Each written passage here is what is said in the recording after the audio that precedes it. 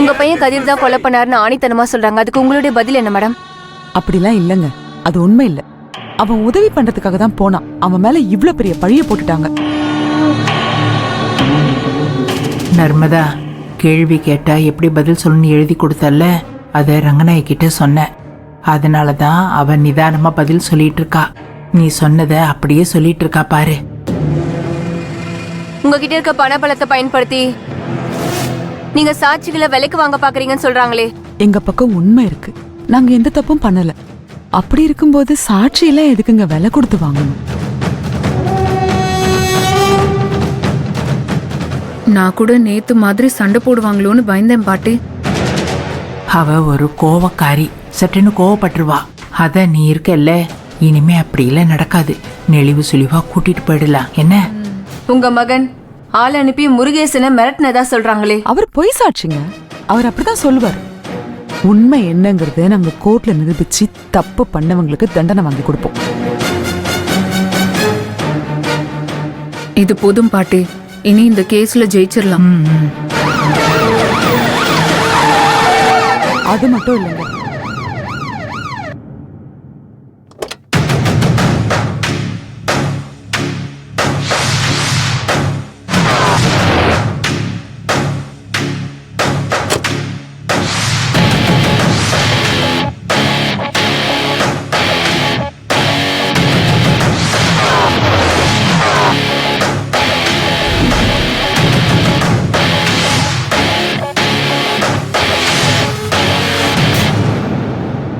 ஏய், எதுக்கு எல்லாரும் ஸ்டேஷன் முன்னாடி நின்னு கத்தி கூப்பாடு போட்டுட்டு இருக்கீங்க?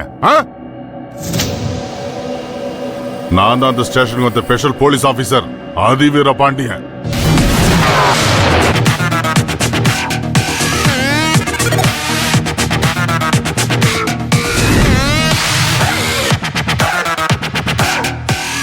ராமசாமி மர்டர் கேஸ விசாரிக்க தான் வந்திருக்கேன்.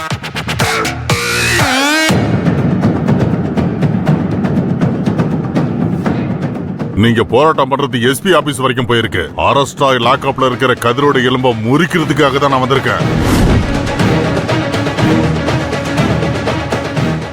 இன்னும் நீங்க போராட்டம் பண்ண வேண்டிய அவசியம் இல்ல. எல்லாரும் கலைஞ்சு போங்க. ஐயா, நான் ராமசாமியோட பொண்டாட்டி, இது என் பையன். எங்களுக்கு நீதி கிடைக்குமா ஐயா? அதுக்கு தானே நான் வந்திருக்கேன். இந்த கேஸ்ல இருக்க ஒரே சாட்சி நான் தாங்க. என் உயிருக்கு கதிரால ஆபத்து இருக்கு. எனக்கு நீங்க பாதுகாப்பு கொடுங்க சார். ஏதாவது தப்பா நடந்தா கதிரோட உயிரே இருக்காத. அப்புறம் எதுக்கு நீ பயப்படுற?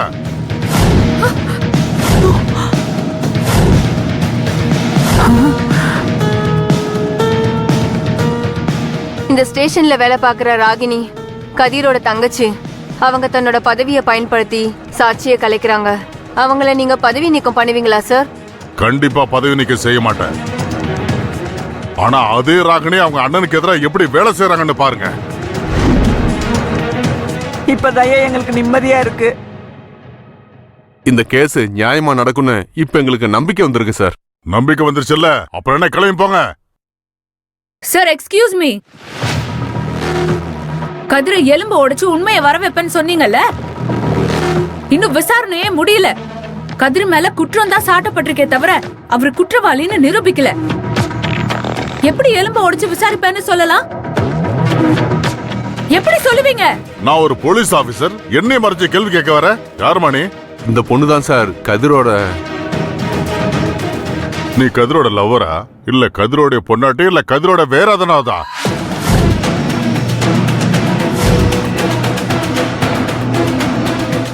சொல்லுமா, யார் நீ? ஏங்க, நீங்க போலீஸ் ஆபீசர்னா என்ன வேணா பேசுவீங்களா? இப்படி பேசுறது தப்புன்னு உங்களுக்கு தோணவே இல்லையா? யார் கூட சேர்த்து பேசுறீங்க? நாங்க யாரு? எங்க தராதரம் என்ன? இவ யாரோ எவரோ, இவளை ஏன் புள்ள கூட சம்மந்தப்படுத்தி பேசுறீங்க? அவ ஏதோ ஒரு வேலையா இந்த ஊருக்கு வந்திருக்கா. தங்குறதுக்கு இடம் இல்லைன்னு என் வீட்டுல தங்கி இருக்கா. அவ்வளவுதான். இதுக்கு என்னமோ தகுதி தராதரம் இல்லாம ஆளுக்கு ஒண்ணுன்னு சொல்லிட்டு இருக்கீங்க. அப்புறம் நீங்க என்ன சொன்னீங்க சார்? என் பையன் எலும்பு உடைப்பீங்க, உயிரை எடுப்பீங்கன்னா நீங்க இதெல்லாம் செய்யற வரைக்கும் நாங்க எல்லாரும் வேடிக்கை பார்த்துட்டு நிப்போம்னு நினைச்சீங்களா? முதல்ல உண்மையான கொலையாளி யாருன்னு கண்டுபிடிங்க. உங்க விசாரணைய சரியா செய்யுங்க. அதுக்கப்புறம் எங்க கிட்ட வந்து சொல்லுங்க, நாங்க கேக்குறோம். அதுக்கு முன்னாடி இந்த எலும்ப உடைப்பேன் மலைய உடைப்பேங்கிற வேலையெல்லாம் இங்க வேணாம்.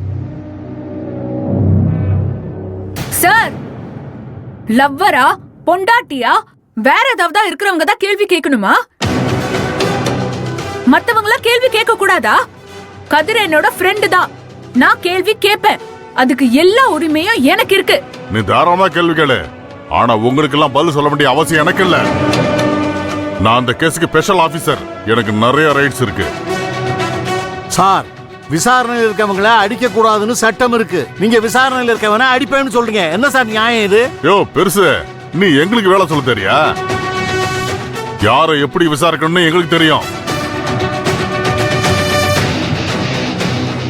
நீங்க யாரும் எங்களுக்கு வேலை சொல்லி தராதீங்க. எல்லாரும் வீடு போய் சேருங்க. டேய் மௌனே, நம்ம வேலை முடிஞ்சது. அடுத்த வேலையை அவன் பார்த்துக்குவான். வா போலாம்.